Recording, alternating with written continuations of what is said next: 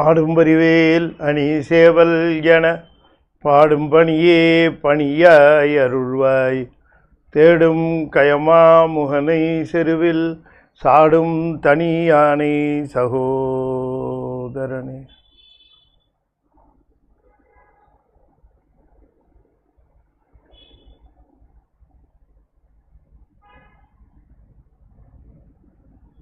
திருச்சிற்றம்பலம். பூழியர்கோன் பொழித்த புகழியர்கோன் கடல் போற்றி. ஆழிமிசை கல்மிதப்பில் அணைந்த பிரான் அடி போற்றி. வாழி திருநாவலூர் வன்தொண்டர் பதம் போற்றி. ஊழிமலி திருவாத ஊரர் திருத்தாள் போற்றி. திருச்சிற்றம்பலம். தாய்மானவாடிகள் திருவடிகள் போற்றி போற்றி. திருச்சிற்றம்பலம். தென்னாடுடைய சிவனையே போற்றி. எந்நாட்டவர்க்கும் இறைவா போற்றி. ஏகம்பத்துரை எந்தாய் போற்றி. பாகம் எண்ணூறு ஆனாய் போற்றி. பராய்த்துறை மேவிய பரணே போற்றி. சிராப்பள்ளி மேவிய சிவனே போற்றி. அண்ணாமலையமன்னா போற்றி.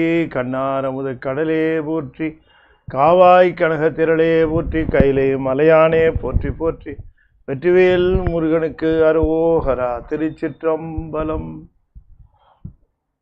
அண்ட சராசரங்களுக்கெல்லாம் அதிபதியாக வழங்கக்கூடிய முருகப்பெருமானுடைய ஒப்பற்ற பெருங்கருணையினாலே ஞானத்திரள் சார்பாக தாய்மானவாடிகள் அருளி செய்த பாயப்புலி என்கின்ற பகுதியினை நாம் தொடர்ந்து சிந்திப்பதற்கு திருவருள் கூட்டியிருக்கிறது. இந்த அற்புதமான பகுதிக்கு நம்முடைய அன்பர் துபாய் ராமநாதன் அவர்கள் நல்லாதரவு வழங்கியிருக்கிறார். அவருடைய ஒரு நல்ல எண்ணத்தினும் தூண்டுதலினும் பெயரில் இந்த தொடர் நிகழ்வானது நிகழ்ந்து கொண்டு இருக்கிறது. எந்த ஆர்வத்தோடு எல்லோரும் நல்ல விஷயங்களை கேட்க வேண்டும் என்கிற அந்த ஒரு செய்தியில் அவர் இந்த நிகழ்ச்சியை ஏற்பாடு செய்திருக்கிறார். ஆகையினாலே தாய்மானவாடிகள் பாடல்கள் என்பது நமக்கு மனதை பற்றுகளை அறுக்கக்கூடிய வல்லமையுடையவை. தாய்மானவடிகள் பாடல்களை நாம் கேட்டுக்கொண்டே இருந்தோம் என்று சொன்னால், அதனில் ஆழ்ந்து சிந்தித்து கொண்டே இருந்தோம் என்று சொன்னால், சின்ன சின்ன பற்றுகள் எல்லாம் நம்மை அறியாமல் விட்டு போயிடும். அதன் மீது இருக்கக்கூடிய நாட்டம், அதன் மீது இருக்கக்கூடிய ஒரு ஆர்வம், இது தானாகவே விலகிறத நாம் பார்க்கலாம். பற்றுகளை மிக நுட்பமாக நீக்க வல்லமையுடையது தாய்மானவருடைய பாடல்கள். கடுந்தரவு கொண்டவர் தாய்மானவர். அவர் பாடிய பாடல்கள் எல்லாமே பெருமானிடம் தன்னை ஒப்புவித்து, மனமொழிமைகள் அவற்றையும் ஒப்புவித்து அருளி செய்த பாடல்கள். அந்த அற்புதமான அந்த பாடல்களிலே நமக்கு எந்த பாடலை எடுத்து சிறப்புன்னு சொல்கிறது? எல்லா பாடலுமே ரொம்ப சிறப்பாக சாமியை சொல்லியிருப்பாங்க. ரொம்ப பேர் அவர் வேதாந்தின்னு தப்பாக சொல்லிட்டு பரப்பிட்டுருக்காங்க. தப்பு. சைவ சித்தாந்த சிங்கம் தவராஜ சிங்கம். அவர் சொல்கிறாரு, திருமூலர் தான் எங்கள் மோனகுருவினுடைய குரு, அந்த மூலன் மரபில் ஒரு குருவேன்னு சொல்கிறார் தன்னுடைய குருவை. இதெல்லாம் படிக்காதவங்க சும்மா ஏதாவது ஒன்று ரெண்டு பாட்டை ஏதாவது வச்சுக்கிட்டு அப்படி சொல்கிறது. இந்த வேதாந்த சித்தாந்த சமரச நன்னிலை பெற்ற வித்தக சித்தர்கணமேன்னு சாமி சொல்கிறதுக்கு காரணம், சிவானந்தம் ரெண்டுலேயும் பேசப்படுகிறது. அதுதான் சிவானந்தம் தான் நிறைவு, சிவத்திடமிருந்து பெறுகிற ஆனந்தம் நிறைவுன்னு வேதாந்தமும் சொல்லுது. வேதாந்தங்கிறது என்ன? உபனிஷத்துக்கு தானே இல்லையா? அது சிவானந்தத்தை தான் ஆன்மா நிறைவாக அடைய வேண்டியது என்று குறிப்பிடுகிறது. சித்தாந்தமும் அதைத்தான் சொல்லுகிறது.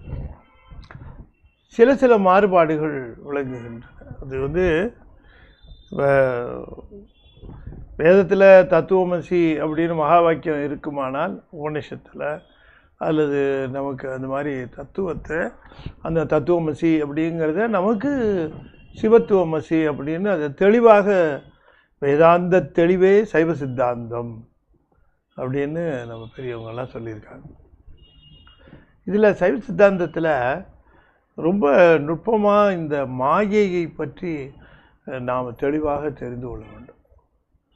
மாயை என்று சொல்லக்கூடியது என்ன, அதனுடைய வல்லமை என்ன, அதனுடைய தொழிற்பாடு என்ன, இதே எல்லாத்தையும் நாம் தெளிவாக தெரிந்து வைத்திருக்க வேண்டும் சைவ சித்தாந்தத்தின் மூலமாக.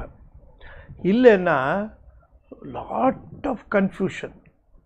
அந்த மாயையை பற்றி எத்தனை விதமான கன்ஃபியூஷன் உண்டோ அத்தனை விதமான குழப்பங்கள் நீடித்து மாயையை ஒரு பெரிய ஒரு ராட்சசன் போல அல்லது ஒரு பெரிய ஒரு அரக்கன் போல, இன்னும் சொல்லப்போனால் சிவபெருமான், அதாவது பிரம்மம் அப்படி வச்சுக்கோங்களேன், பிரம்மத்துக்கு சமானமானது போல அதையெல்லாம் சொல்லுகிற அந்த தன்மையெல்லாம் பார்க்கிறோம். அதை நாம் சைவ சித்தாந்தத்தில் மாயை என்ன, அது எப்படி வச்சுருக்கிறோம், ஏன் அது இருக்குது அப்படிங்கிறத நாம் தெரிந்து வைத்து கொள்ள வேண்டும். ஈசன் மாயை என்று சொல்லக்கூடிய ஒரு மிகப்பெரிய மலசக்தி, ஜடசக்தி. அது மாயை என்பது ஒரு ஜடசக்தி, ஒரு எனர்ஜி. ஆனாலும் அது அறிவற்றது, ஜடசக்தி. அறிவற்ற ஜடசக்திக்கு ஆற்றல் உண்டு, சித்து இல்லை, அறிவு இல்லை. அந்த மாதிரியான ஒரு ஆற்றல் பெருமான் பயன்படுத்துகிறார். பெருமானால் பிரயோகப்படுத்தி அல்லது பயன்படுத்தப்படுகின்ற ஒரு சக்தி தான் இந்த மாயாசக்தி என்று சொல்லக்கூடிய இந்த சக்தி, மாயாசக்தி. இதிலிருந்து சுவாமி தத்துவங்களை, புவனங்களை, தனு கரண புவன போகங்கள் அதை ஒரே தொடராக சொல்வார். இத்தனையையும் அந்த மாயையிலிருந்து தருவிக்கிறார். எதற்காக? அவரால் மாயையிலிருந்து தருவித்ததை எதையுமே அவரால் பயன்படுத்த முடியாது, அவருக்கு பயன்பெறவும் பெறாது, அவருக்கு யூஸ் ஆகாது, அவருக்கு பயன்பெறாது. ஏன்னா அவருக்கு பயன்பெறுகின்ற ஒரு தன்மைகள் இந்த மாயை என்கிற, ஆனால் மாயை என்கிற சக்தி அவரிடம் இருக்கிறது, அவர் கண்ட்ரோலில் இருக்குது, அவருடைய ஆற்றலுக்குள்ள அடங்கி கிடக்கிற ஒரு அதை எடுத்து அவர் பயன்படுத்துகிறார். எதுக்கு? உதாரணமாக ரொம்ப க்ரூடாக சொல்லணும்னா இந்த உலகத்தை கொடுக்கறது, உலகத்தை கொடுத்து உலகத்தை அனுபவிக்கிற உடலை கொடுக்கறது. இப்போ உயிருக்கு உடலையும் கொடுக்கணும், உலகத்தையும் கொடுக்கணும். உலகம் இப்போ ஒரு ஊரில் தண்ணி தாகமாக ஒருத்தவங்க இருக்கிறாங்கன்னா குளம் வெட்டுறாங்களே இல்லையா, குளம் வெட்டி தண்ணியை போய் கொடுக்குறாங்க. அந்த குளம், இந்த குளங்கிறது பொது. ஆனால் ஒருவர் தனியாக சென்று அந்த நீரை அருந்தி தாகத்தை தணித்து கொள்ளுகிறார். ஒரு மாடு போய் குடித்து தாகத்தை தணித்து கொள்ளுகிறது இல்லைங்களா, ஒரு நாய் கூட போய் தண்ணி நக்கி குடிச்சது. இப்படி குளம் பொது, ஆனால் தாகம் இருக்கிறவர்கள் அந்த குளத்தின் நீரை எடுத்து பயன்படுத்தி கொள்ளுகிறார்கள். அதுபோல இங்கே இந்த உலகம் என்பது பொது, பிரபஞ்சம் என்பது பொது.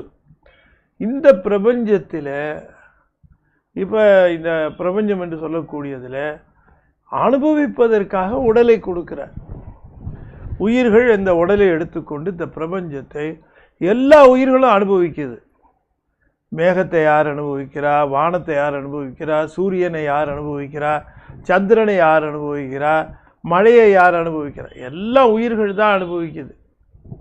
இது நீங்கள் நல்ல தெளிவாக பார்த்தோம் என்று சொன்னால், உயிர்கள் இவற்றை அனுபவிக்கிற பொழுது இந்த உயிர்கள் இவற்றை தமக்கு சொந்தம் என்று நினைக்கின்றன. அதில் தான் வருது மிஸ்டேக்கு. இது உயிர் தனக்கு இயல்பானது அல்ல, உயிருக்கு சித்து பொருள், இது அசித்து பொருளோடு சேர்த்து இருக்கிறார். ஏன் அசித்து பொருளோடு இதை சேர்த்து விட்டாருன்னு சொன்னால், அசித்து பொருளான உலகம் இருக்கிறது, அந்த உலகத்தோடு தொடரும். இப்போ என்ன பண்ணுது, இந்த அசித்து பொருளோடு சேர்ந்தது அது இப்போ அந்த அசித்து பொருள் அதோடு சேர்ந்துருச்சு வச்சு, உதாரணத்துக்காக சொல்கிறேன் நான், அசித்து பொருளோடு சேர்ந்துருச்சு. சேர்ந்ததுக்கு பிறகு தான் ஒரு சித்து என்பதையே மறந்து விடுகிறது. நாம் அசித்தோடு சேர்ந்துருக்கோங்கிறதையும் மறந்துடுது. இப்போ ஒரு குடும்பம் இருக்கிறது, உதாரணத்துக்காக சொல்கிறேன், நீங்கள் தப்பாக நினச்சிக்காதீங்க. நான் புரிந்து கொள்ள வேண்டும்ன்றதுக்காக சில உதாரணங்களை சொல்லுவேன். பொருந்துமானால் அவற்றை நீங்கள் எடுத்துக்கொள்ளலாம், இல்லை அதை விட உங்களுக்கு பொருத்தமாக உதாரணம் ஏதாவது தோணலாம், அதை நீங்கள் எடுத்துக்கலாம். இப்போ ஒரு தாயும் தந்தையும் ஒரு பையனுக்கு திருமணம் செய்ய வேண்டும் என்று விரும்புகிறார்கள். எதற்கு? நீங்கள் யோசனை பண்ணி பாருங்கள். ஒரு தாய் ஒரு தகப்பனும் தாயும் தகப்பனும் திருமணம் செய்ய வேண்டும் என்று விரும்புகிறார்கள். இப்போ திருமணம் செய்யணும்னு விரும்புகிற பொழுது அவர்கள் என்ன செய்கிறார்கள்? ஒரு பெண்ணை திருமணம் செய்து வைக்கிறார்கள். அப்படிதானே பண்ணிக்கிறார். இப்போ பையன், நான் பொதுவாக சொல்கிறேன், நான் பொதுவாக பேசுகிறேன். முன்ன இருந்த நிலை இப்போ இருக்கிற நிலைமையெல்லாம் நீங்கள் தயவுசெய்து கம்பேர் பண்ணாதீங்க. எல்லாம் நிறையா மாறி இருக்குது, தலையெல்லாம் மாறி இருக்குது, அதெல்லாம் விட்டுருங்க. ஒரு பையனுக்கு பெண்ணை திருமணம் செய்ய வேண்டும் என்று பார்க்கிறார்கள். பையன் என்ன நினைக்கிறான்? தாயும் தந்தையுமா பார்த்து நமக்குன்னு செலக்ட் பண்ணி தருகிற பெண்ணை நாம் பார்ப்போம், நமக்கும் பிடித்திருந்தால், அவங்க 3 பேருக்கும் பிடிச்சிருந்தால் திருமணம் பண்ணிக்கலாம் அப்படின்னு நாம் பார்க்கலாம். பெண்ணை திருமணம் செய்து வைக்கிறார்கள். என்ன எதிர்பார்ப்பார்கள்? நீங்கள் சொல்லுங்கள். இந்த பெண்ணை திருமணம் செய்து கொண்டவன் திருமண வாழ்வில் அவன் அறம்பல பயின்று பெருந்தோம்பல் முதலான குணங்களை கொண்டு தாய் தந்தையரை பேணி இந்த குடும்பத்தில் சுற்றம் முழுவதையும் அனுசரித்து ஒரு குடும்பத்தை நடத்த வேண்டும். அப்படித்தானே எதிர்பார்ப்பாங்க. தாயும் தந்தை என்ன எதிர்பார்ப்பாங்க? குறைஞ்சபட்சம் என்ன எதிர்பார்ப்பாங்க? தன்னை கவனித்து கொள்ள வேண்டும். குடும்பம்னு இருந்தால் இவன் நம்ம ரொம்ப நாள் இவனுக்கு சமைச்சு ஆகும்போது நமக்கு இப்போ கவனிச்சுக்கிட்டா யாராவது நல்லா இருக்கும் அப்படின்னு ஏதோ ஒரு நினைப்பு வருதுன்னு வச்சுக்கோங்களேன். அப்படி அவங்க திருமணம் பண்ணி வைக்கிறாங்க. இப்போ அவன் திருமணம் பண்ணோடனே அந்த பெண்ணுக்கிட்டேயே மயங்கி விழுந்திருக்கான். இந்த பெண்ணு என்ன சொல்கிறாலும் அதைத்தான் கேட்குறான். இந்த கிழவனையும் கிழவியும் எதுக்கு வச்சுருக்க வீட்டில்? அவங்க எதுக்கு? நமக்கெல்லாம் அவங்கள கவனிக்க முடியுமா? அவங்கள சரியாக பார்க்க முடியுமா? இல்லை, வயசானவங்க நீ தான் பார்த்துக்கணும். சரியாக பார்த்துக்கிறது இல்லை. இப்போ பாருங்கள், நீங்கள் அவனுடைய நோக்கம் என்னன்னு கேட்டால் இவன் வாழ்க்கையில் முன்னேறணுங்கிறதுக்காக கொடு. இப்போ எப்போ பார்த்தாலும் மனைவி பக்கத்துலேயே அதுலேயே நாட்டத்தோடும் அதையே நினப்போடும் இருந்தான்னா அவன் தன்னுடைய வாழ்க்கையில் வெற்றி என்பது பல்வேறு விதமான வெற்றிகள் இருக்கிறது. அந்த வெற்றிகளை அடைய முடியுமா? முடியாது இல்லையா? இப்போ இதைத்தான் நம்ம பார்க்கணும். இப்போ நான் சொன்ன உதாரணத்தை நீங்கள் இப்போ நினச்சி பாருங்கள். அதாவது பெண்ணிடம் மயங்கி கிடப்பது போல் இந்த உடம்பு இப்போ இறைவன் கொடுத்தது. அந்த சக்தியை திருமணம் பண்ணி கொடுத்தான்னு சொல்கிறார் இல்லையா ஒரு பெண்ணை. இப்போ அது மாதிரி இந்த மாயையிலிருந்து உடம்பை கொடுத்து உலகத்தை கொடுத்தார். உடம்புலேருந்து உலகத்தை கொடுத்து இங்கே அந்த உடம்பும் உலகமும் வந்த பிறகு உடம்பும் உலகம் கொடுத்த தாய் தந்தை அவன் மறந்தது மாதிரி இங்கே இறைவனை மறந்துடலாம். இந்த மாயை பெரிய வல்லமை உடையது. சரி, அதனுடைய வல்லமை சொல்லற்கு அரியது அந்த வல்லமை. அப்போ இது என்னன்னா, தன்னை பிரித்து அறிய வேண்டும். இந்த ஆன்மா மாயையிலிருந்து தன்னை பிரித்து அறிய வேண்டும். அதுபோல் ஒரு திருமணமானவன் தன்னுடைய மனைவி என்கிற அந்த உறவு, தாய் தந்தை என்கிற உறவு, இந்த 2 உறவுகளினுடைய உண்மைத்தன்மையை ஆய்ந்து உணர்ந்து அதில் அவன் மிக சரியாக இருத்தல் வேண்டும். இதுதான் இந்த உடலை கொடுத்தார். அதனால் உடலை தூக்கி போடணும்னு சொல்லலை. உடம்பிற்குள் உத்தமன் கோயில் கொண்டான் என்று உடம்பினை யானிருந்து ஓம்புகின்றேனே என்னார். இப்போ அது நமக்கு இறைவன் கொடுத்தது தான். இறைவன் கொடுத்தாலும் இறைவன் கொடுத்தாங்கிறதையே மறந்துட்டு அப்பா அம்மா தான் திருமணம் பண்ணி வச்சாங்க. இந்த பெண்ணை கொண்டு வந்தது அவங்க தான். ஆனால் இந்த பெண்ணு இவங்களை உதாச்சீனம் பண்ணும். அப்போ என்ன பண்ணுவாங்க? அவங்க சிரமப்படுவாங்க. அது அங்கே. ஆனால் இங்கே இறைவன் எதையும் சிரமப்படுவான். அவனுக்கு ஒன்றும் கிடையாது. அவன் கொடுத்தான். இப்போ அவனை சிந்திக்கணும், அவனை நினைந்து பார்க்கணும்னு இல்லாமல் இந்த மாயையிலேயே மூழ்கி கிடக்கிறது. அதனால தான் நிரம்ப சமயத்தில் இந்த அருளாளர்கள் எல்லாம் நான் பெண் மயக்கத்தில் இருக்கிறேன், நான் பெண்ணிடம் மயங்கி இருக்கிறேன், இந்த மயக்கம் எப்பொழுது தீருவது அப்படிலாம் கேட்பாங்க. அப்படி கேட்குற பொழுதெல்லாம் நீங்கள் நல்லா ஞாபகம் வச்சுக்கணும், அவங்க பெண் என்று குறிப்பிடுவது மாயையை குறிப்பிடுகிறார்கள் அப்படிங்கிறத ஞாபகம் வச்சுக்கணும். அவங்க அந்த மாயையை தான் அவங்க பெண் என்று சொல்லி, ஐயோ இந்த பெண்ணிடம் மாட்டிக்கிட்டு முழிக்கிற மாப்பிள்ளை மாதிரி, நான் இதுகிட்ட மாட்டிக்கிட்டு முழிக்கிறேனே என்று குறிப்பிடுவார்கள். அதை தவிர்த்து அதுக்கு கலோக்கியலாக பொருள் எடுத்துக்க முடியாது. அந்த மாயையை கடப்பது எப்படி அப்படி 2 பாட்டு சொல்கிறார். நான் அதனால் இன்றைக்கி 2 பாட்டை சேர்த்து எடுக்கிறேன். ஏன்னா மாயையினுடைய அந்த தன்மையை சொல்லி, அந்த மாயையிலிருந்து இந்த மாயையினுடைய தன்மைகள் எவ்வாறு இருக்கும் அப்படிங்கிறத எடுத்து சொல்லி அவர் சொல்லுகிறார். அப்படி பார்க்கிற பொழுது ஒரு பாட்டு சொல்லுகிறார். கொழுந்தாது உரை மலர் கோதையர் மோக குறை கடலில் அழுந்தாத வண்ணம் நின் பாதப்புனை தந்தருள்வது என்றோ. அதனால தான் நீங்கள் ரொம்ப யோசனை பண்ணி பார்க்க, நான் சில பேர்ட்ட கூட கேட்பேன், இந்த பெண்ணிடம் நான் மயங்கி கிடக்கிறேன்னு சொல்லும் பொழுது ஆண்பாலுக்கு மட்டுமா அருளி செய்திருக்கிறார்கள்? ஒரு ஆண் பெண்ணிடம் மயங்கி கிடக்கிறதா சொல்லுகிற அந்த ஒரு பொருளையே நாம் எடுத்துக்கொண்டோம்னு சொன்னால், அப்போ இது பொருத்தம் இல்லையா பெண்கள் பாடுவதற்கு அப்படின்னால. அதனால் அது அந்த பொருளை நீங்கள் தெரிஞ்சுக்கணும். பெண்களுக்கும் பொருந்தித்தான் வரணும். இது அவர்கள் ஆண் பெண் என்று பிரித்தெல்லாம் பாடல்கள் அருளாளர்கள் அருளி செய்ய மாட்டார்கள்.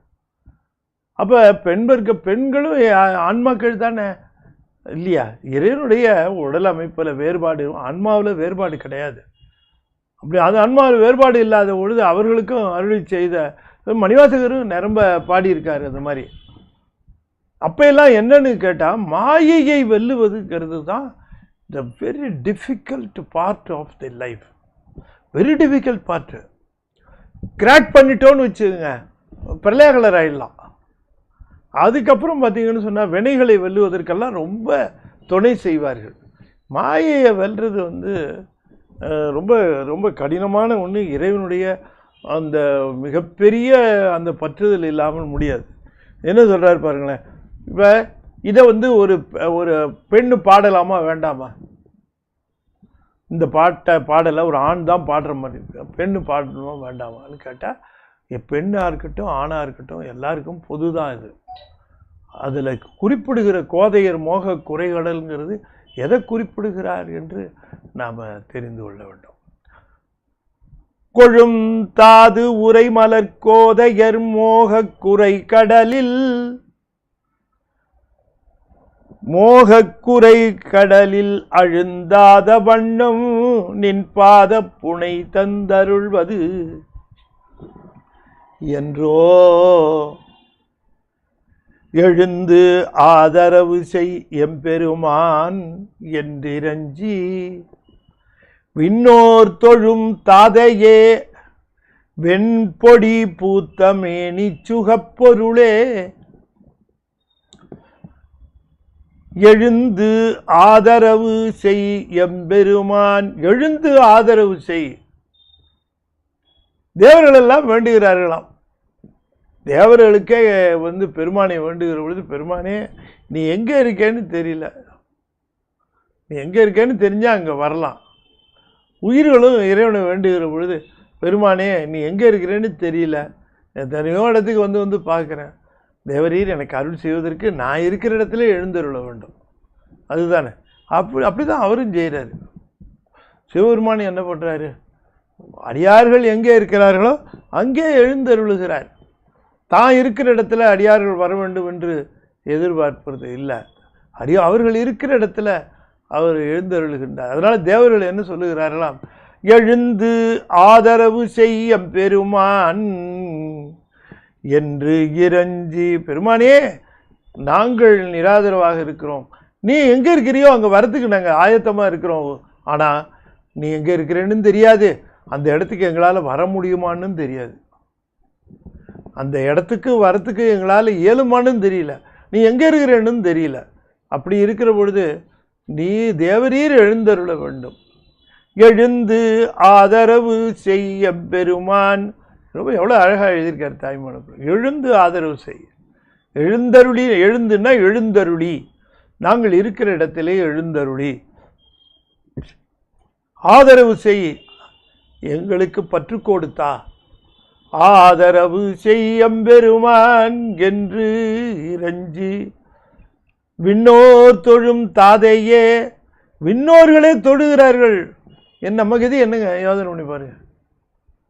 இத்தனைக்கும் பெருமானுக்கு நெருக்கமாக இருக்கிறார் என்றெல்லாம் சொல்லுகிற விண்ணோர்கள் அவர்களே இப்படி சொல்லுகிற பொழுது நாம் எந்த மூலைக்கு?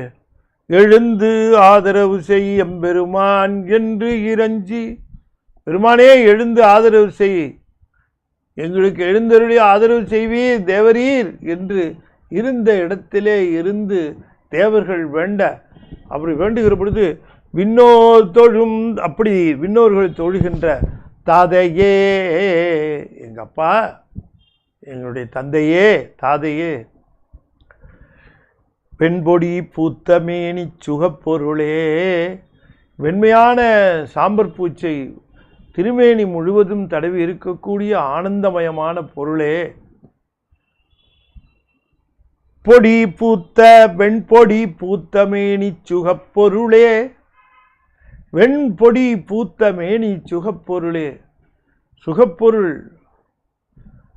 ஆனந்த பொருள், ஆனந்தம் தருகிற பொருள், ஆனந்தமயமான பொருள். நீங்கள் யோசனை பண்ணி பாருங்க. ஆனந்தமயமான பொருள் ஆனந்தத்தை தரும், ஆனந்தமயமான பொருள் ஆனந்தத்தை தரும். ஆனந்தம் இல்லைன்னா அது எங்கிருந்து தரும்? சிவத்தை சார்கிற பொழுது ஆனந்தம் விளைகிறதுன்னா சிவம் ஆனந்த பொருளாக இருந்தால் தானே கிடைக்கும். சுகப்பொருளே என்று கூறுகிறார். சுகப்பொருள் என்றால் சிவம். கொழுந்தாது உரை மலர் கோதையரு, செழுமையான தாதுக்கள் நிறைந்த மலர்கள் இருக்கின்றனவே, அந்த மலர்களை தங்களுடைய கூந்தலிலே அணிந்து கொண்டு இருக்கக்கூடிய பெண்கள் மோகக்குறை கடலில் ஆரவாரிக்கின்ற அந்த மோகமான கடலிலே அழுந்தாத வண்ணம், அழுந்தாத வண்ணம், அதிலே மூழ்கி போகாத வண்ணம். இந்த குறை கடல், குறை என்றால் ஒலிக்கின்ற, ஆரவாரம் செய்கின்ற. மோக குறை என்று சொன்னால் இன்ஃபேச்சுவேஷன், மோகம். எவ்வளவு சொன்னாலும் தெரியாது, இல்லை எல்லாம் சரியாக தான் இருக்கும்.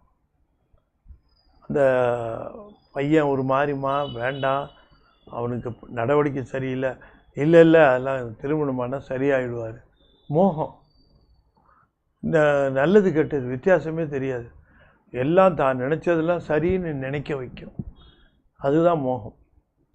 அது ஆரவாரிக்கின்ற அந்த மோகம் கடல் போன்றதுன்னாரு.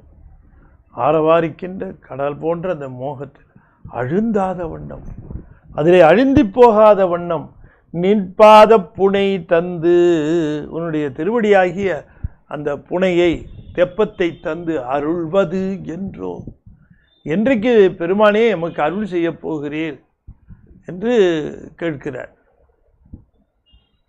அருணகிரிநாதர் கூட சொல்லுகிறார், கடத்திற்குரத்தி பிரானருளால்,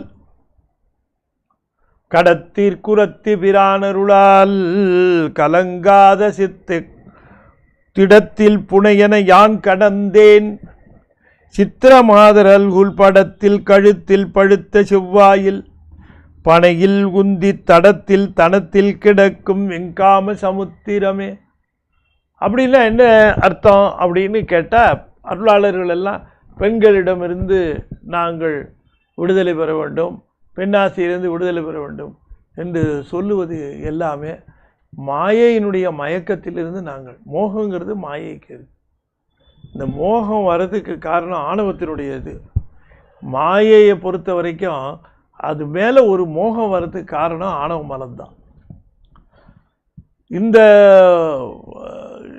நன்றாக யோசித்து பார்த்தால் இந்த உலகத்திலே அனுபவிக்கக்கூடியவை எவையுமே நீடித்தவையாக இல்லை.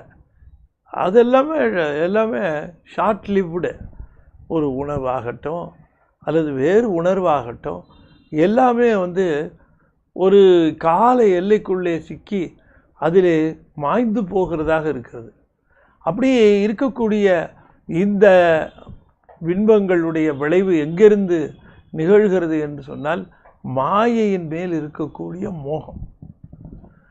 அதனால் இந்த மாயையை எவ்வாறு வெல்லுவது? ஏன்னா ஃபஸ்ட்டுக்கு பிரேக்கு ஒன்று வரணும். இப்போ நம்ம கஷ்டப்பட்டுருக்குறோம், நமக்கு எல்லாம் தெரியுது, நமக்கு இறைவன் தான் இதை கொடுத்துருக்கிறார், நாம் இதிலிருந்து வென்று மாயை வென்று கண்மத்துக்கு வென்று பிறகு ஆணவத்தை அவர் வெல்லுவதற்கு துணை செய்வார், எல்லாமே நமக்கு தெளிவாக தெரியுது.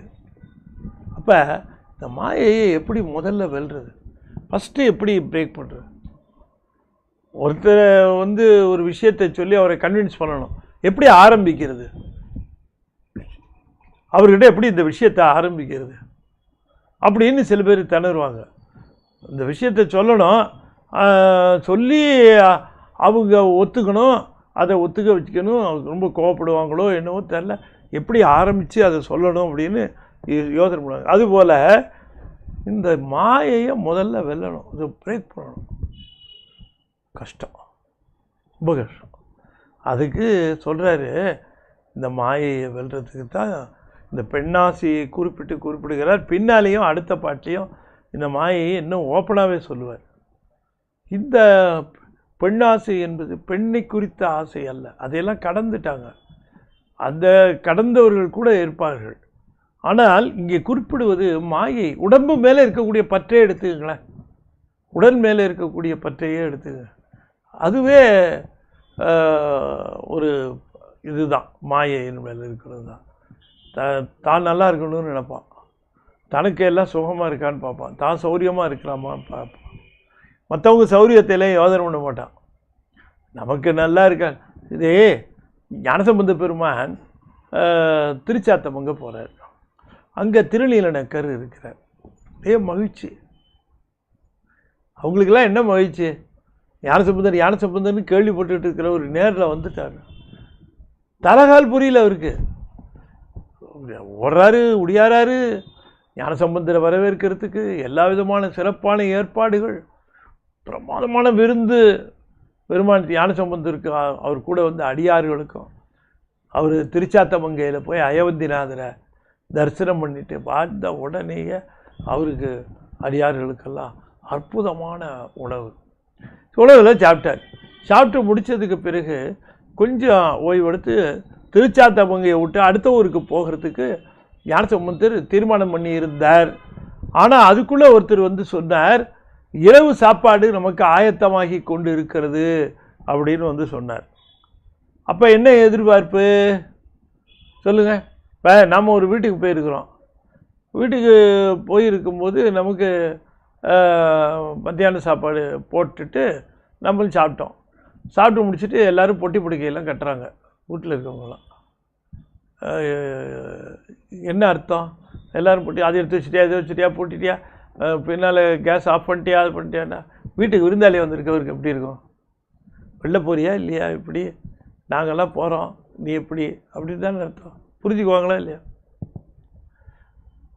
இப்போ அதே வீட்டில் அவர் தங்கியிருக்கும்போது அவருக்கு ராத்திரி வத்த குழம்பு வைக்கணும். வத்த குழம்புன்னா கொஞ்சம் சௌரியமாக இருக்கும். வத்த குழம்புக்கு போய் கொஞ்சம் வத்தல் வாங்கிட்டு வாங்க, புளி வாங்கிட்டு வாங்க, கொத்தமல்லி தூள் வாங்கிட்டு வாங்க, அப்படியே கொஞ்சம் காய் வாங்கிட்டு வாங்க அப்படின்னு சொல்லி மனைவி அவர் ஏவுறாங்க. இவர் கவனிக்கிறார். அம்மா, நான் சாயந்தரமே பஸ்ஸில் கிளம்பி ஊருக்கு போகிறேம்மா, நைட்டு சாப்பிட மாட்டேங்க அப்படின்னு இவர் சொல்லுவார். இதுதான் முறை. ஒருத்தருக்கு சொல்லுகிற பொழுதே அவர் இருக்கணுமா இல்லையாங்கிறத அந்த விருந்தாளிகள் விருந்தோம்புகிறவர்கள் நடந்துகிற முறையை வைத்துக்கொண்டு விருந்தாளிகள் தெரிந்து கொள்ளணும். அதை விட்டு சில பேர் இங்கிதமே தெரியாது.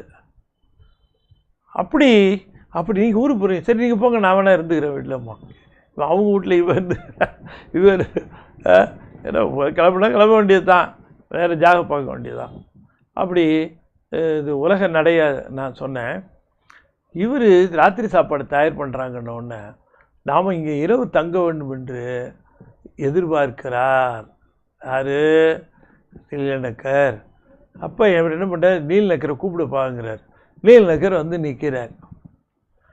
நின்றான் வரை நீலகண்ட பெரும்பானர்க்கு என்று தங்க ஓர் இடம் கொடுத்தருளுதீர்.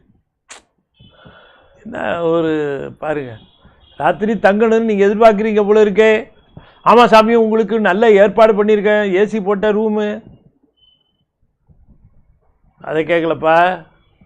இங்கே நீலகண்ட யாழ்ப்பாணர் என் கூட வராரு. அந்த அம்மா மதங்க சொல்லாமணியாருக்கும் 2 பேரும் ஒன்றா வருவோம். ஜென்ஸு எங்கே வேணால் படுத்துப்பாங்கப்பா, மரத்துக்கு அடியில் கூட படுத்துக்குவாங்க, திண்ணையில் படுத்துக்குவாங்க. லேடிஸு அந்த அம்மா அப்போ எங்கேயோ 2 பேரும் பிரிய மாட்டாங்க. அவங்களுக்கு தங்கிறதுக்கு ராத்திரி இடம் கொடுன்னு கேட்குறாரு. யார் சொன்னது? எனக்கு என்ன பண்ணியிருக்கேன்னு கேட்குறேன்.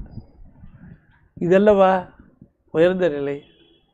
எனக்கு என்ன பண்ணியிருக்கேன்னு கேட்கல, அவங்களுக்கு என்ன பண்ணியிருக்கிற அப்படின்னு கேட்குறார். சாமி, என்ன நீங்கள் வீட்டுக்கு நடுவில் போய் நான் தினந்தோறும் வேள்வி செய்கின்ற அந்த யாக குண்டத்துக்கு பக்கத்தில் அவங்களுக்கு தங்க இடம் கொடுத்தார். அதை நாம் பார்க்குறோம். இன்று தங்க ஒரு இடம் கொடுத்தருளுதீர் என்ன நன்று இன்புற்று நடுமனை வேதியின் பாங்கர் தங்க ஒரு இடம் கொடுத்தனர். அவருக்கு தங்கிறதுக்கு இடம் கொடுத்தாராம். இதெல்லாம் நம்ம பெரிய புராணத்தில் வருகிற செய்திகள். ஆகையினாலே இந்த அந்த தன்னை உடம்பை பார்த்துக்கிறதுக்கு தன்னை பார்த்துக்கல, நீலகண்ட யாழ்ப்பாணரை பார்த்து கொண்டார். அதுதான் உடம்பின் மேல் பற்று இருக்கிறவங்க, எப்பா நான் எங்கே தங்குறது, எனக்கு என்னப்பா சௌரியம் என்று தன்னை நோக்குவார்கள். இந்த பற்று தான் பெண் மாசை போல காட்டுவார்கள். அருளாளர்கள் காட்டுகிற மாயையினுடைய பற்றைத்தான் பெண் ஆசையாக காட்டுவார்கள். மணிவாசகர் பல இடத்துல அதனை குறிப்பிடுகிறார். நான் வேணா உங்களுக்கு ஒன்று சொல்லுகிறேன். அது எங்கம்மா திருவாச்சக புக்கு கூட எடுத்து காட்டலாம் ஒரு பாட்டு. ரொம்ப அருமையாக சாமி சொல்லியிருப்பாங்க. கடைசி இதிலே கூட சொல்லுவாங்க,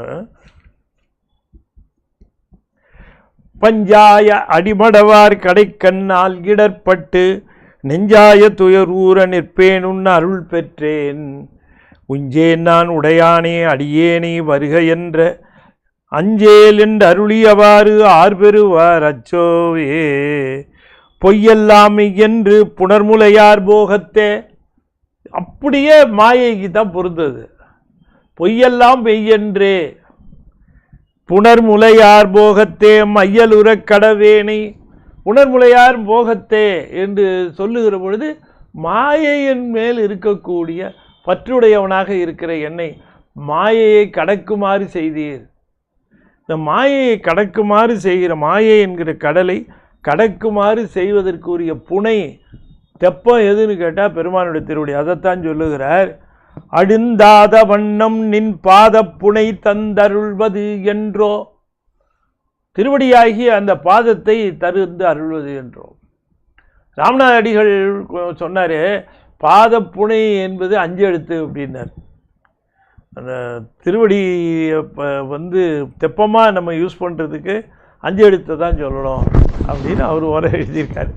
5 எழுத்தை நாம் வந்து ஓதுதல், 5 எழுத்து ஓதுதல், அது நமக்கு அந்த நிலையாமையை உணர்த்தும். 5 எழுத்து ஓதுதல் அதை நம்ம இங்கே அருணகிரிநாத பெருமானும் பல இடங்களில் அந்த மாயையைத்தான் அப்படி குறிப்பிட்டிருப்பார். ஆகையினாலே மாயையை வெல்வதற்கு சிவபெருமானுடைய திருவடியை பற்றி கொள்ள வேண்டும். அந்தருடைய திருவடியாகிய தெப்பம்தான் நம்மை மாயையாகிய கடலில் இருந்து விடுவிக்கும் என்று அதனை குறிப்பிடுகின்றார். அது தொடர்ந்து ரொம்ப தெளிவாகவே அடுத்த பாட்டில் சொல்லுவார். சுகமாகும் ஞான திருமேனியா நல்ல தொண்டர்தங்கள் அகமே பொற்கோயில் என மகிழ்ந்தே மன்றுளாடிய கற்பகமே உன் பொன்னடி நீழல் கண்டாலன்றி பாவிக்கு இந்த செகமாயான அருங்கோடை நீங்கும் திறமிலையே. பாவிக்கு இந்த செகமாயை என்றார். இந்த ஜெகமாயையை தாண்டுனா வேற மாயையெல்லாம் இருக்குது. அசுத்தமாயை இருக்குது, அதுக்கு மேலே சுத்தமாயை இருக்குது. இந்த மாயையை 3 படிநிலைகள் இருக்குது. நம்ம என்ன 5ஆம் கிளாஸே பாஸ் பண்ணுறது தகராறு இருக்குது. அப்புறம் எங்கே காலேஜு கல்லூரி, அதுக்கப்புறம் ஹைஸ்கூலு கல்லூரி, இது 3 மாயை. முதல்ல செகமாயை, அப்புறமா அசுத்த மாயை, அப்புறமா சுத்த மாயை. செகமாயைங்கிறது பிரகிருதி மாயை. இந்த பிரகிருதி மாயை வெல்றதே பெரிய சிக்கலாக இருக்குது. நம்ம அடுத்த 2 மாயையை பற்றி பேச்சே கிடையாது. இந்த 2 மாயை, இந்த மாயையை வெல்லது கடினம். ஆகையினாலே செகமாயான அருங்கோடை. அருங்கோடை என்று சொன்னால் அந்த கோடை காலத்திலே வெப்பம் எப்படி தகிக்கும், சூரியனுடைய அந்த வெப்பமானது எப்படி தகிக்குமோ அந்த மாதிரி செகமாயி. ரொம்ப அருமையாக கந்தர் அனுபூதியில் சொல்லுவார் சாமி. மகமாயை களைந்திட வல்ல பிரான் முகமாறும் ஒழிந்தும் ஒழிந்திலனே. அகமாடை மடந்தையரெண்டயரும் செகமாயையு நின்று தயங்குவதே அப்படின்னு சொல்லுவார். மகமாயை களைந்திட வல்ல பிரான் முகமாறும் ஒழிந்தும் ஒழிந்திலனே. அகமாடை மடந்தையரெண்டயரும் சகமாயையுள் நின்று தயங்குவதே. நின்று தயங்குவதே ஒழிந்திலனேன்னாரு. முகம் 6 ஒழிந்தும் 6 முகம் 6 முகம் 6 முகம் 6 முகம்னு நான் சொல்லிக்கிட்டே இருந்து இந்த செகமாயை வெல்ல வேண்டும். இங்கேயும் அதைத்தான் சொல்லுகிறார். 5 எழுத்து ஓதி ஓதி வெல்லணும். நமக்கு எதிலையாவது பற்று வரும் போல இருந்ததுன்னா 5 எழுத்து ஓதிடணும். சிவாய நம, சிவாய நம, சிவாய நம. இன்னும் கொஞ்சம் பால் பாயசம் ஊத்துட்டுமா? சிவாய நம. அவர் ரவுத்துருவார். சரி, ஒரு வேண்டாங்கிறாரு போல இருக்கு. வேணும்னா 5 எழுத்து சொல்லாதீங்க. எது சின்ன பற்றுகள்லேருந்து பெரும்பற்று வரைக்கும் நீக்குவது இந்த 5 எழுத்து. அதை சொல்லி சொல்லி பழகணும். செகமாயையுள் நின்று தயங்குவதே. இப்போ நான் உங்களுக்கு சொன்னது கந்தர் அனுபூதியிலேருந்தே சொல்லுகிறார். இவர் முகமாறும் ஒழிந்தும் ஒழிந்திலன திருவடி புனையினர். அது 5 எழுத்துன்னு அவர் சொல்லுகிறார். இங்கே 6 முகம் 6 முகம்னா 6 முகம் 6 முகம் 6 முகம் 6 முகம் 6 முகம் 6 முகம் என்று பூதி.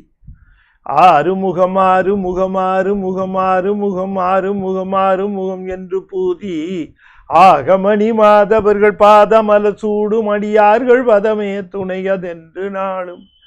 ஏறுமயில் வாகன குகா சரவணாயன ஈசயனமான முனதென்று மோதும். ஏழைகள் வியாகுலம் ஏதேதன வினாவில் உனைய அவர் புகழ்வார் மறையும் என் சொல்லாதோ. 6 முகம் 6 முகம் 6 முகம் அப்படின்னு சொல்லிகிட்டே இருந்தால் இந்த ஜெகமாயை போயிடுமா. செகமாயைங்கிறது என்னங்கிறத சொல்லுகிறார். செகமாயைன்னு அங்கே சொல்லியிருக்காரு தாய்மானவர். அது என்னன்னு இங்கே சொல்கிறார். அகமாடை மடந்தையரென்றயரும். அகம் மாடு மடந்தையர். அகம்னா வீடு, மாடுன்னா செல்வம், மடந்தையர் மோகம். இதனுடைய ஆட்சியிலே இருக்கிற பொழுது அகமாடை மடந்தையரெண்டயரும் செகமாயையுள் நின்று தயங்குவதே. தயங்குவதே ஒழிந்திலனே. 6 முகம் 6 முகம் என்று முகமாறும் ஒழிந்தும் தயங்குவது ஒழிந்திலனே அப்படின்னு கொண்டு போய் சேர்க்கணும். அதை ரொம்ப அருமையான பாட்டு அது. மகமாயை முருகனுடைய அந்த திருநாமம் மகமாயையாக இருக்கக்கூடிய சுத்தமாயையே நீக்குமா. எனக்கு அந்த செகமாயையே நீக்கலையா. அது மிகப்பெரிய மருந்துங்க. அது பெரிய பெரிய நோயெல்லாம் நீக்கும். ஏன் சிறு நோயை நீக்க முடியல. அது நிற்கலையே இன்னும், நீ சரியாக சொல்லலை. இந்த முகமாறும் ஒழிந்தும் நான் ஒழிந்திலனே.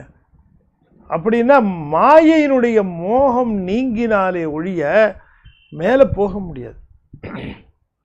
அதனால் முதல் ஸ்டெப்பு நம்மகிட்ட கொடுத்துருக்கார். எதை எடுத்தாலும் பற்று, எதுக்கு எடுத்தாலும் பற்று, எதை எடுத்தாலும் எனக்கு, எதை எடுத்தாலும் எண்ணுது, எதாக இருந்தாலும் எனக்கு கிடைக்குமா, எதாக இருந்தாலும் என்னுடையதாகுமா, இப்படியே யோசனை பண்ணி யோசனை பண்ணி யோசனை பண்ணி யோசனை பண்ணி இது எதுக்கு நமக்கு, இதனால் நமக்கு என்ன ஆக போகுது, இது ஏன் தேவை என்றெல்லாம் யோசித்து எல்லாவற்றையும் துறப்பதற்கு அது யோசனை பண்ணணும்ல. நீங்கள்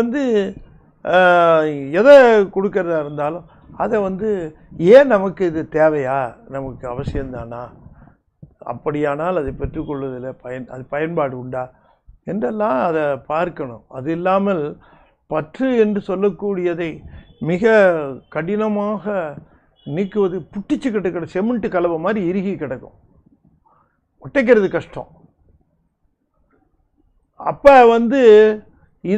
இந்த பற்றுகளை மாயையை நீக்குவது ரொம்ப கடினம். ரொம்ப அழகாக ஒரு பாட்டு சாமி சொல்லுகிறார் மாயையை பற்றி, மௌனகுரு வணக்கத்தில் சொல்லுகிறார்.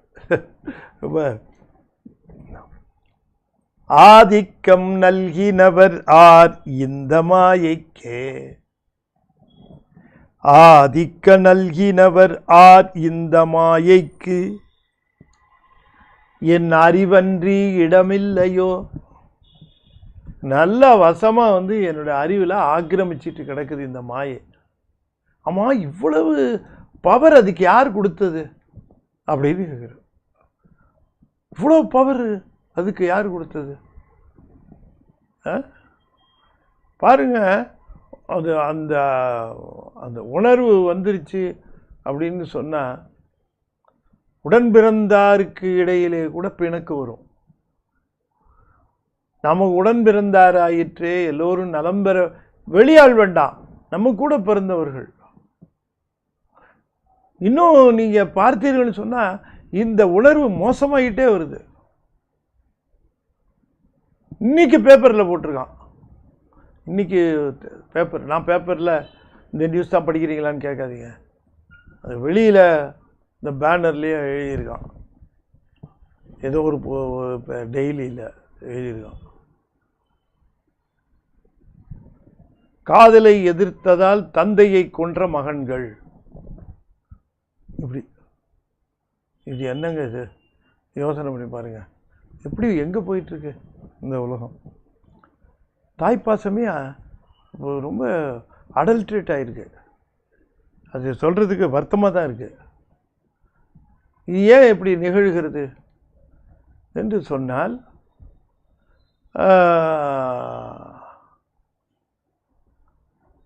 அதாவது என்ன சொல்கிறது, சாத்தான்கள் ஆட்சி செய்தால் பிணந்தின்னும் சாத்திரம்னா அது அப்படி தான் ஆகும், இன்னும் டிட்டரேட் ஆகும். இது இப்படியே கோயில் முழுக்க கூட்டம் இருக்கும், பக்தி இருக்கும், எல்லாம் இருக்கும், உணர்வு இருக்காது. நிறைய கோயில், நிறைய கூட்டம், நிறைய பூஜை, என்ன எல்லாத்துக்கும் அந்த பூஜை செய்கிறவங்களாகட்டும், பூஜைக்கு ஏற்பாடு பண்ணுறவங்களாகட்டும், பூஜை நடக்கிற இடமாகட்டும், பூஜையில் கலந்துக்கிறவங்களாகட்டும், இதிலெல்லாம் ஒன்றும் குறைச்சல் இருக்காது. நிறைய எக்கச்சக்கமாக இருக்கும். பூஜைக்கு விற்பனை கூடங்களாகட்டும், பூஜையை ஏற்பாடு பண்ணுகின்ற ஈவோ ஆகட்டும், அதிலெல்லாம் ஒன்றும் குறைச்சலே இருக்காது. ஆனால் என்ன உணர்வு பெருகுச்சு இல்லையா, அதில் முக்கியம். கடவுள் உணர்வு பெருகுதல் என்பது மாயையை வெல்ல வேண்டும். மாயைக்கு சரியான ஆட்சி, மாயை தான் ஆட்சி செய்கிறது. அந்த மாயை என்று சொல்லக்கூடியது பற்றுகளை உடையது, தனக்கு தனக்கு தனக்கு என்று பற்றுகளை உடையது. அதுக்கு இருக்கிறாரு, ஆதிக்கம் நல்கினவரார் இந்த மாயைக்கு என்ன அறிவன்றி இடமில்லையோ. இப்போ மாயை எங்கே ஆக்கிரமிக்குது? அறிவைத்தான் ஆக்கிரமிக்குது. மாயை என்பது வேற இடத்துல இல்லை, அது நம்முடைய அறிவிலே ஆக்கிரமித்து இதை நிலைத்தது என்று எண்ண வைக்கும். அந்தர புஷ்பமும் காணலின் நீருமோர் அவசரத்து உபயோகமோ. அந்தர புஷ்பங்கிறது ஆகாச தாமரை, காணல் நீர், இது ஏதாவது அவசரத்துக்கு உதவுமா? அது மாதிரி மாயை நம்முடைய இன்பத்திற்கு உதவாது அப்படின்னார். எக்காலத்திலும் மாயையிலிருந்து, மாயையினுடைய பொருளிலிருந்து இன்பம் பெற முடியாது. அதுக்கு உதாரணம் சொல்லுகிறார், அந்தர புஷ்பம் காணலின் நீர். அதெல்லாம் சும்மா கண்கட்டு வித்த மாதிரி, அப்படி இன்பம் இருக்கிற மாதிரி, அதில் இன்பம் விளையிற மாதிரி எல்லாம் காட்டும். ஆகையினாலே அவசரத்து உபயோகமோ அப்படின்னு கேட்டால் அது எந்த விதத்தில் பயன்படும் அப்படின்னு கேட்குறார். போதித்த நிலையையும் மயக்குதே அபயம் நான் புக்க அருள் தோற்றிடாமல். போதித்த நிலையையும் மயக்குதே அபயம் நான் புக்க அருள் தோற்றிடாமல். பொய்யான உலகத்தை மெய்யா நிறுத்தி என் புத்திக்குள் இந்திரசாலம் சாதிக்குதே. என் புத்திக்குள் இந்திரசாலம் சாதிக்குதே. என்னது? பொய்யான உலகத்தை மெய்யா நிறுத்தி. இப்போ ஒருத்தர் பொருள் சேர்க்கிறார், பொருள் சேர்க்கிறதுல அவருக்கு எது எல்லைன்னு கேட்டு பாருங்க, எல்லையே இல்லை. அவர் அப்படி ஒரு எல்லை கிடையாது. பொருள் சேர்த்து கொண்டே இருக்க வேண்டியதுதான். சேர சேர சேர பொருள் சேர சேர சேர இது அடுத்த ஸ்டேஜ் என்ன அப்படின்ட்டு. அது ரொம்ப சிலருக்கு மட்டும்தான் மாயையினுடைய உண்மை நிலை தெரிந்தவர்கள். என்ன பண்ண போகுது இதுக்கு மேலே என்று அந்த பொய்யான உலகத்தை அவர்கள் மெய்யா நிறுத்துவார்கள். ஆனால் பொய்யான உலகத்தை அவர்கள் இது மெய் அல்ல, இது பொய் என்று உணர்வார்கள் அருளாளர்கள். இவங்கெல்லாம் அது உண்மை. இப்போ உலோகாதர்கள் என்ன சொல்லுகிறார்கள்? உலகம் என்றும் அழியாது. இவங்கெல்லாம் சும்மா கதை விட்டுட்டு இருக்காங்க, அது என்றும் இருக்கும் அப்படின்னு தான் சொல்லுகிறார்கள். சைவ சித்தாந்தத்தில் உலோகாயுதர்களை பற்றி சொல்லுகிற பொழுது அவர்கள் உலகம் என்றும் அழியாது, உடலே உயிர், உயிர் பெறுகின்ற முத்தி என்பது அது பெறுகின்ற சிற்றின்பம் தான். அந்த உடலால் பெறுகின்ற சிற்றின்பம் அதுதான் முத்தி அப்படின்னு உலோகாயுதர்கள் சொல்லுகிறார்கள். இது எந்த அளவுக்கு இந்த மாயையை அவர்களுடைய சிந்தையில் அவர்கள் மெய்யா நிறுத்தி இருக்கிறார்கள். பொய்யான உலகத்தை மெய்யா நிறுத்தியே என் புந்திக்குள் இந்திரஜாலம். இந்திரஜாலம் என்று சொன்னால் நம்ப முடியாத அந்த செயல்களை எல்லாம் சாதிக்குதே. இதனை வெல்லவும் உபயம் நீ தந்தருள்வாய். உபாயம், இதனை வெல்லவும் உபாய நீ தந்தருள்வது என்று புகழ்வாய். சன்மத ஸ்தாபனமும் வேதாந்த சித்தாந்த சமரச நிர்வாக நிலையும் ஆதிக்கொண்டாட பரப்பலாமறியவே வந்தருடு ஞான குருவே, மந்திர குருவே, யோக தந்திர குருவே, மூலன் மரபில் வரும் என் மௌன குருவே, மூலன் மரபில் வரும் மௌன குருவே. பெருமாளே, எனக்கு நீ மாயையை வெல்றதுக்கு உபகாரம் பண்ணியிருந்தா போதும். ஏன்னா அவங்க அம்மா அவரை கம்பல் பண்ணி திருமணம் பண்ணி வைக்கணும்னு சொல்லி அம்மாவோட பேச்சை மீற முடியல. இவர் அந்த பக்கம்தான் சவுத்து பக்கம் இருந்தார். சாமி தாய்மானவர் அங்கே தான் இருந்தார். அருளைய பிள்ளையோட அங்கேயே இருந்துக்கிட்டு இருந்தார்.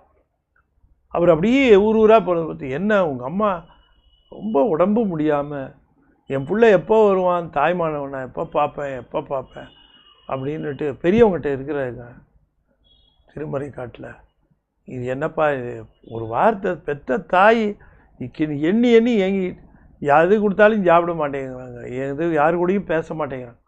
என் பிள்ளை எங்கே இருக்கிறான், என் பிள்ளை எங்கே இருக்கிறான்னு கேட்டு ஒரு தடவை போய் அந்த தாயை பார்த்தா, என்னப்பா உன்னுடைய ஆன்மீகத்துக்கு குறை வந்துடும் அப்படின்னு பார்த்தவங்களாம் சொன்ன உடனே அப்போ இவர் எண்ணுகிறார், சரி அம்மா இந்த உலகத்துக்கு தன்னை தந்தவள், இந்த உடம்பை தந்தவள், இந்த உடம்பை தந்த தாய் இந்த உலகை வெல்லுவதற்காக நம்மை இந்த உலகிலே தந்திருக்கிறாள். அவளுக்கு நான் செய்ய வேண்டிய வேறு எந்த உதவியும் செய்யலை. தாய்க்கு ஒருவேளை சாப்பாடு போடலை, தாய்க்கு அனுசரணையாக பேசலை, அவங்க உடுத்திக்கிறதுக்கு ஒரு சேலை வாங்கி தரல, நான் எதுவுமே செய்யலை.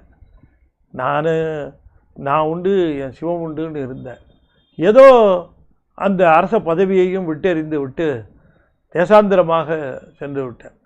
என் மேலே பற்று வச்சு என் தம்பி என் கூடவே இருக்கிறான், அவ்வளோதான், சரி அந்த தாயை பார்க்கறதுல என்ன வந்துட போகுது என்று சொல்லி வருகிறார். அதைத்தான் திரும்ப திரும்ப சுவாமி சொல்லுகிறார். அங்கே வந்த பொழுது தான் தாய் இருக்கிற நிலையை பார்த்தவொடனே இவரால் ஒன்றுமே பேச முடியல. தாயை பார்த்தவொடனே வாய் மூடி போச்சு. அம்மாவுக்கு பக்கத்தில் இருந்து தாய்க்கு ஏதாவது நிச்சயமாக அவங்க மனமகிழ்கிற மாதிரி ஏதாவது செய்யணும்னு முடிவு பண்ணிட்டார். தாய்க்கு மனமகிழ்ச்சி இருக்கும். தன்னை பெற்றது, இந்த பூமியில் தந்தது, பட்டினத்தார் கூட எல்லாத்தையும் திறந்த தாய் அன்பை திறக்க முடியல. இவர் தாய் அன்பை திறக்க முடியல. நேரம் போய் அம்மாவை அந்த கோலத்தில் பார்த்தோன்னே அப்படி படுத்த நிலையில் படுக்கையாக எந்த விதமான ஒரு பற்றுக்கோடு இல்லாமல் இருந்த தாயை பார்த்தவுடனே, இந்த தாய் தன்னை பார்த்தவுடனே அடைந்த மகிழ்ச்சியை பார்த்தவுடனே, இந்த உயிருக்கு இவ்வளோ பெரிய மகிழ்ச்சியை நம்மளால் ஏற்படுத்த முடிஞ்சதே, சரி இந்த தாய் சொல்கிறத நாம் கொஞ்சம் அவளுக்கு மகிழ்வு ஏற்படுத்துகிற மாதிரி கொஞ்ச நாள் இருப்போம், நமக்கு என்ன நாள் இருக்குது, இந்த தாய் இருக்கிற போக நாள் எத்தனைன்னு தெரியல, அவங்களுக்கு கொஞ்சம் நாம் அவங்க மகிழ்ச்சி ஏற்படுத்துவது போல நாம் இருக்கலாம் என்று எண்ணி தான் தாயினுடைய சொற்களை எல்லாம் கேட்டார். அதைத்தான் இங்கே குறிப்பிடுகின்றார். பொய்யான உலகத்தை மெய்யென்று நிறுத்தி மெய்யா நிறுத்தியன் புந்திக்குள் இந்திரஜாலம் சாதிக்குதே, இதனை வெல்லவும் உபாயம் நீ தந்தருள்வாய், இதனை வெல்லவும் உபாயம் நீ தந்தருள்வது என்று புகழ்வாய் என்று கேட்கிறார். அவர் மாயையை வெல்லுவது என்பது ஒரு கடினமான சமாச்சாரம். எல்லாரும் இப்போ அந்த மாயையை வென்று விடுகிறேன் என்று எல்லாரும் சொல்லுகிறார்கள். பல சமயத்தவர்களெல்லாம் மாயையை வெல்லுவதற்குரிய உபாயத்தை சொல்லி மாயை வென்று, இறைவனுடைய திருவருள் இல்லாமல் இறைவனை பற்றி கொள்ளாமல் மாயை வெல்லுவது கடினம், அதை பற்றி கொண்டு தான் முடியும். ஆகையினாலே தான் எதை வெல்ல வேண்டும் என்கிற குறிக்கோள் தெளிவாக தெரிந்த பிறகு அதற்குரிய உபாயத்தை தெளிவாக பற்றி கொள்ள வேண்டும். குறிக்கோளும் தெளிவாக இருக்க வேண்டும், சாதனமும் தெளிவாக இருக்க வேண்டும். ஆகையினாலே அந்த சாதனத்தை குறிப்பிடுகின்றார். சுகமாகும் ஞான திருமேனியா நல்ல தொண்டர் தங்கள் அகமே பொற்கோயில் என மகிழ்ந்தே மன்றுள் ஆடிய கற்பகமே. சுகமாகும் ஞான திருமேனினர். சுகமாகும் ஞான திருமேனி என்று சொன்னால் சுகத்தை வழங்கக்கூடிய இது ஞானம், சுகமாகும் ஞானம். அப்போ திருவருள் தான் ஆனந்தத்தை வழங்கும். திருவருள் துரியம், ஆனந்தம் துரியாதீதம். எனவே அந்த திருமேனி பெருமானுக்கு அருள் திருமேனி காண்பது சக்தி தன்னால், அதுன்னு சிவஞான சித்தியாரில் சொன்னார். நம் போல மாயையிலிருந்து அவருக்கு உடல் இல்லை, அவருக்கு சக்தியிலிருந்து திருமேனி.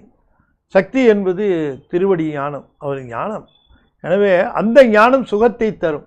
அது சுகமாகும் ஞானம் என்றால் சுகத்தை வழங்கக்கூடிய, ஆனந்தத்தை வழங்கக்கூடிய அருளைய திருமேனியாக கொண்டார். சரி, அருளைய திருமேனியாக கொண்டவர் ஆடுகின்ற இடமாக எதனை கொண்டார் என்றால் நல்ல தொண்டர் தங்கள் அகமே பொற்கோயில். திருமேனி ஞானம் அடியார்களுடைய இதயம் நினைப்பவர் தம் மனம் கோயிலாக கொண்டான்னார். அப்ப நினைப்பவர் தம் மனம் கோயிலாக கொண்டார். அப்படி தொண்டர் தங்கள் அகமே பொற்கோயில் என மகிழ்ந்தே, தொண்டர்களுடைய நல்ல தொண்டர்களுடைய சிவநெறியிலே நின்று சிவனையே பற்றி கொண்டிருக்கக்கூடிய அடியார்களுடைய உள்ளத்தையே தான் இருக்கக்கூடிய பொற்கோயில் என மகிழ்ந்தே மன்றுள்ளாடிய கற்பகமே, அந்த மன்றிலே ஆடுகின்றார். இப்போ நாம் சிதம்பரத்தில் மன்றிலே ஆடுகிறவராக பார்க்கிறோம். ஆனால் அதே சாமி ஒவ்வொருவருடைய இதயத்தையும் அவர் மன்றாக வைத்து அங்கே ஆடிக்கொண்டு இருக்கிறார். அங்கே தான் மன்று, அவர்கள் உள்ளத்திலே ஞான நிலையிலே நின்று அவர்கள் ஆடுகிறார். மற்றவர்களுக்கு அது எப்படி ஆடுகிறாருன்னா மாயையிலே ஈடுபடுத்துகின்ற வெறும் அந்த ஆட்டத்தோடு நின்று போகிறது. ஆனால் இவர்களுக்கோ அது ஆனந்த கூத்தாகவே விளைகிறது, இந்த இதயத்திலே ஆனந்த கூத்தாக விளைகிறது. எனவே அகமே பொற்கோயில் என மகிழ்ந்தே மன்றுள் ஆடிய கற்பகமே உன் பொன்னடி நீழல் கண்டாலன்றி, உன்னுடைய திருவடி நீழல், அந்த நீழலிலே ஒதுங்கினாலன்றி பாவிக்கு இந்த செகமாயையான அருங்கோடை, அரிய கோடை காலத்தில் வெயிலினுடைய தாக்கத்திற்கு எப்படி தப்பிப்பது என்று பார்க்கிற பொழுது ஒரு நிழல் கிடைத்தால், குளிர்ந்த நிழல் கிடைத்தால் அந்த நிழலிலே சென்று ஒதுங்குகின்ற தன்மை உள்ளது போல இந்த மாயையினுடைய அருங்கோடை வெப்பத்தை தாங்க முடியவில்லை. உம்முடைய திருவடியாகிய நீழல் மட்டும்தான் இந்த வெப்பத்திலிருந்து தப்பிக்கும் திறம் எமக்கு தரும். ஆகையினாலே திருவடி நீழல் கண்டாலின்றி பாவிக்கு இந்த செகமாயையான அருங்கோடை நீங்கும் திறமில்லையே என்று குறிப்பிடுகின்றார். எனவே பாடல் 7 பாடல் 8 மாயையை எவ்வாறு நாம் வெல்ல வேண்டும், இந்த மாயை என்பது இறைவனால் உயிர்களுக்கு தொடக்கத்திலே ஆணவத்தை பக்குவப்படுத்துவதற்காக தரப்பட்டது. அப்படி ஆணவத்திற்காக பக்குவத்தை தரப்பட்டதை அதிலேயே ஈடுபட்டு ஆணவம் என்கிற இருக்கிறதையே மறந்து இல்லையா, அப்படி அந்த ஆணவத்தை வெல்வதற்குத்தான் இத்தனை ஏற்பாடுகளும் என்பதையும் மறந்து அதற்கே அடிமையாகி போனது போல, மாயைக்கே அடிமையாகி போன அந்த நிலையிலே இந்த துன்பங்கள் வந்து சேர்ந்து கொண்டே இருக்கின்றன, பிறப்புகளும் வந்து சேர்ந்து கொண்டே இருக்கின்றன. எனவே இவற்றை விட்டு நீங்குவதற்குரிய வல்லமை தானாக உயிருக்கு வராது. நீதான் சேர்த்து வைத்தீர் இந்த மாயையில்.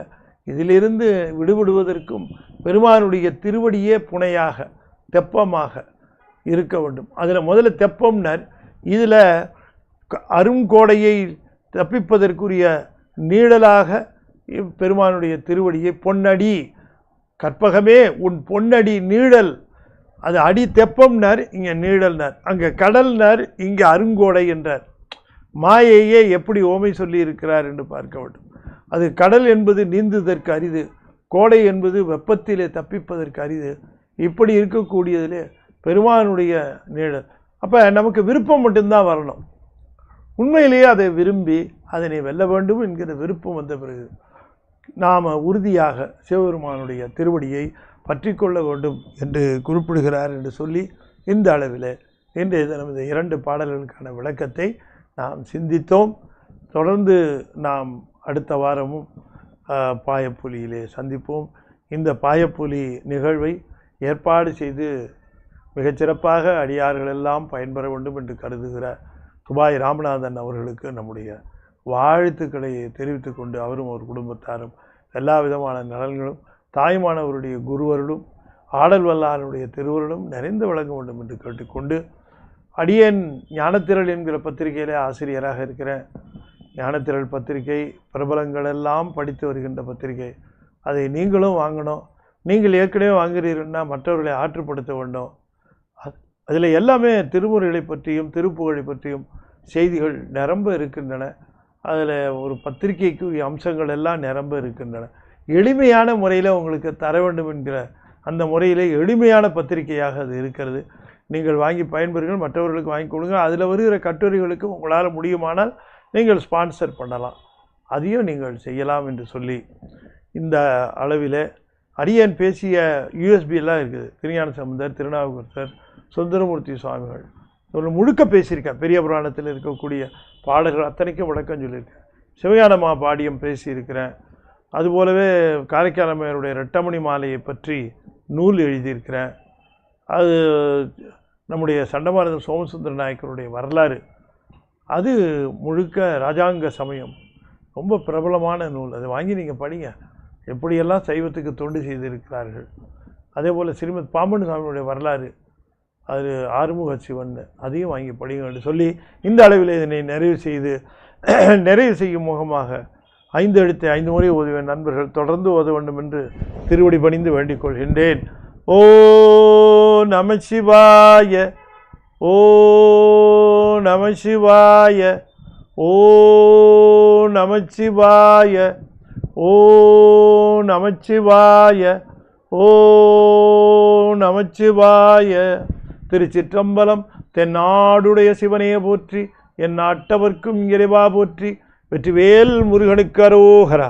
திருச்சிற்றம்பலம்.